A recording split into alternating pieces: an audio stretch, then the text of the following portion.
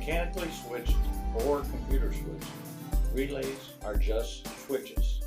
The diagram will show you which style you are working on. What is the difference in how we test each one of these relays? Well, I'm going to use a power probe to show the testing.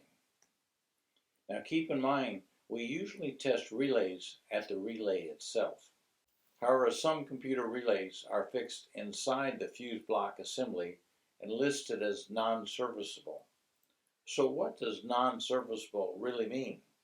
Well, it does not mean that it cannot be tested or understood. You just need to use the diagram to locate the input and output wires or connectors and test them there. Now remember, they are both switches. Here are the switches. Yes, the computer is a switch, but it is circuitry, not mechanical. The mechanical one is a standalone style. Notice the solid box. And the solid box basically means everything in the diagram is shown right there. There's no other additional wires. And the computer has many switches inside it. Notice that it is a dashed box. That means there's going to be other wires and things, maybe even other diagrams. Let's see how they work. They both have power directly from the battery and are fused. There is continuity from the battery all the way to an open, where it stops in waiting. So you should have system power at these points, 3 pins when at rest on the mechanical relay, pin 85, 86, and 30, and 1 pin at rest on the computer relay, pin number 4. Now using the power probe, you should have a red light, system voltage, and a strong beep. If you don't have all 3 indicators, there's a problem at these test points. And you should have a system ground at these points, 1 pin on the mechanical relay, pin 87, or 2 pins on the computer relay, pin 1 and 3. Using the power probe, you should have a green light, close to 0 voltage display because of a voltage drop, and a strong beep sound. If you don't have all 3 indicators, there's a problem at these points. Now let's activate these relays and look at the differences. On the mechanical switched relay, you close the switch mechanically by pushing on the horn button.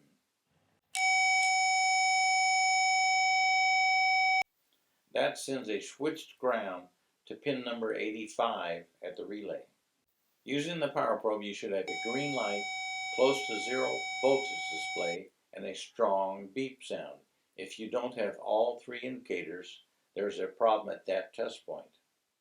That is where the ground meets power, creates a magnetic force which pulls the contacts closed, and it sends switch power to the horns. So pin 87A had ground at rest, but when activated, it changes to switched power. And using the power probe, you should have a red light, slightly less voltage because there is a voltage drop, and a strong beep sound. If you don't have all 3 indicators, there's a problem at that test point. That's where it meets ground and the horns honk. Now let's activate the computer switched relay. Now keep in mind we are showing a radiator fan that is controlled by the computer instead of a horn button. So instead of pushing on the mechanical horn button, our starting point is the temperature switch, which activates the circuit. So here's the temperature switch, and you'll see that it has its own diagram which shows how it uses voltage changes to know the temperature.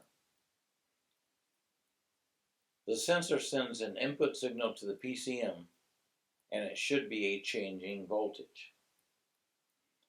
The PCM, being a logic device, verifies that the temperature is hot, and it sends a ground signal to the transistor that causes it to close through pin number 2.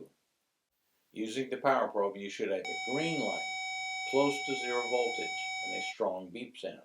Again, if you don't have all 3 indicators, there's a problem at that test point. Now this allows power to now have continuity and travel through the relay and out at pin number 3. which then relays the power out of the relay and onto the radiator fan itself, and the fan runs. And using the power probe, you should have a red light, slightly less voltage, and a strong beep sound at pin 3. If you don't have all three, you have a problem at that test point. Finally, here's a little video tip on how to get access to the relay test points on a mechanical relay when they are not easily accessible while they are in the fuse box. Watch part 4, it's pretty short.